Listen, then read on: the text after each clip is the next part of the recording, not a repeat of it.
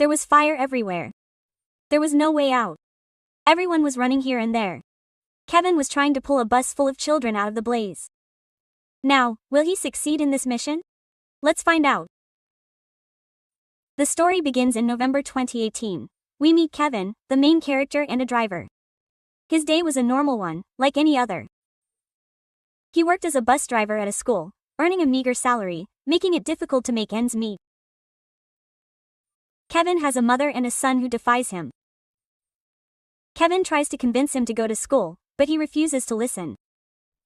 Kevin doesn't understand what to do with his son. He also has a dog. He discovers that the dog is also sick, and he takes him to the hospital. He thought that when trouble strikes, it comes from all sides. The man is in dire straits, but he refuses to give up.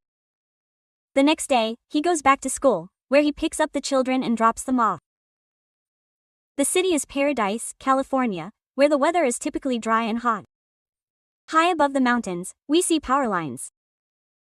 A short circuit occurs in one of the wires, causing sparks to fall onto the grass. Because the weather was dry, the grass had also dried up. A fire ignites within the grass. This fire rapidly moves towards the forest, where the entire town of Paradise is located. Those inside the city are unaware of the impending danger. Kevin drops the children off at school, and then has to take his bus to the garage to get it repaired. By then, the forest fire has spread widely. Some police officers spot the fire and immediately alert the fire brigade. The fire brigade arrives, but they discover that the fire is burning high up the mountain, making it difficult to reach. They remain undeterred and attempt to reach the mountain using another route. However, some workers become trapped in the blaze. We also see Kevin, who was driving the school bus to the garage. He had no idea about the fire yet. He receives a call from his mother at home. She says, "Your son is vomiting and needs to be taken to the hospital." Kevin says, "There's no need to worry. I have a bus and I'm getting medicine from a medical store." Quote. So, instead of heading to the garage, he heads straight for the medical store, as he also needs to save his son. Standing inside the city, the smoke was clearly visible. They realized that the wind was blowing in their direction, meaning the fire would reach the city very quickly. The police gather and try to figure out how the fire started. Because forest fires in America are a common occurrence. But a fire this intense wasn't normal. Some small fires are quickly brought under control. But the fire in this area wasn't yet under control. The police discovered that there are power lines nearby. When the sparks of the fire ignited and the winds were strong, the electricity hadn't been turned off, causing the fire. Quickly, some people from the electricity department arrive. The fire brigade personnel become furious, saying, "You didn't know there was such a strong wind. You should have cut off the power." Quote. Following the fire brigade's advice, the department personnel turn off all the electricity, knowing that such incidents could happen more often.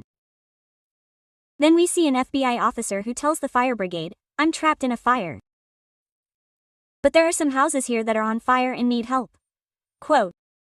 That's why he personally helps people there. These were the houses surrounding the forest. So he picks up some people in his own vehicle and takes them away, saving their lives.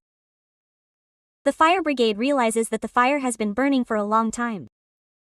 It's spreading far and wide, encompassing at least a 5-kilometer area. Kevin also receives a call from his boss.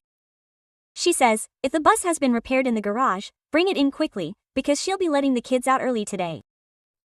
But Kevin hadn't even taken his bus to the garage. He was heading home with medicines. Even the fire brigade vehicles can't reach such heights, which is why small helicopters and planes are used. These planes fill the forest with water and spray it to control the fire.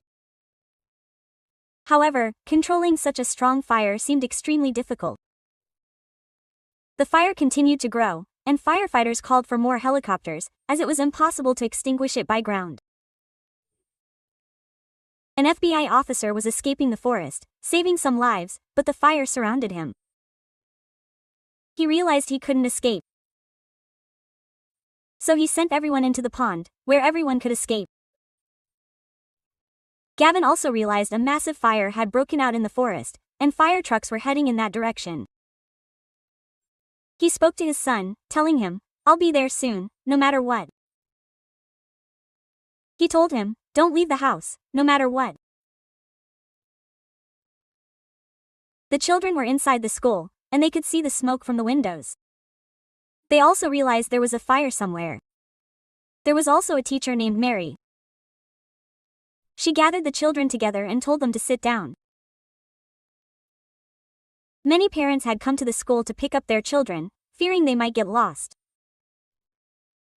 However, there were still many parents who hadn't been able to reach their children, totaling 22. Kevin receives a call from his wife. It turns out he doesn't live with her. His wife also learns that something has happened to her son. She tells Kevin, "There's no need to go to our son. I'll pick him up from his house." Quote. Meanwhile, a worker inside the school tells all the drivers who have an empty bus to go to the school and pick up the children, as there are still 22 children there. Their parents haven't been able to reach them. But no bus driver responds. Only Kevin, who had come near the school, responds, saying, "I'll be there very soon. I'll rescue the children." Quote. So Kevin quickly drives his bus from this place to the school. He has to rescue the children and take them to Chiku, an empty space. Kevin quickly arrives at the school and loads all the children onto his bus.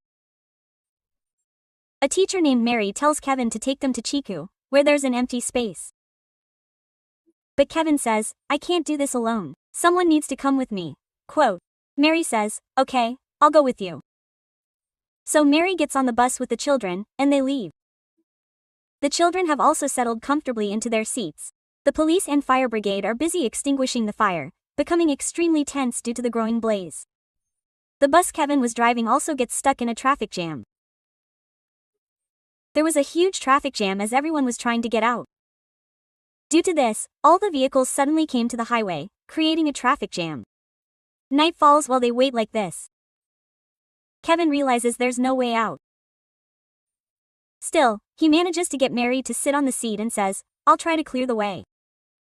Then you can slowly follow the bus." Quote. Mary does the same. Kevin starts to move vehicles in front of him, saying, "I have children, so please let us pass." Some people give way. After much effort, Kevin's bus manages to get through, and in this way, Kevin drives the bus forward to a spot. He sees that it's very fast.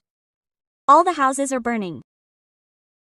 Mary also says, "We shouldn't stop here. We have to take these children to the place we were told." Quote. Kevin continues on. Flames were everywhere, and the smoke was making it dark. The heat of the fire frightened many of the children. But Mary was trying her best to keep them safe. Some tents had been set up at the campsite called Chico. All the injured people were arriving there. All the buses had been ordered to arrive there. But one bus hadn't arrived yet, and that was the one with the cabin. This caused immense distress to the parents of the children inside the bus. Kevin, driving the bus, couldn't see anything ahead, but he managed to steer the bus with alacrity. All the children were drenched in sweat and calling for water, but it was difficult to find any nearby. So Kevin stopped the vehicle where the fire was less intense. Mary said, "I'll go look for water in the nearby houses." So she went to a house near a fuel station and started collecting water bottles. But then the fuel station exploded, and Mary narrowly escaped death. But she somehow managed to get water for the children. Only then did the children's thirst quench. The fire had spread even further. Kevin continued driving the bus forward. He had no idea where this path would lead, as there was nothing but darkness as far as the eye could see. Kevin's boss tried to convince all the parents present not to worry. The bus carrying the children was being driven by a kind driver named Kevin, and a teacher named Mary was also on the bus with the children. They would bring the children back safely. Just trust me.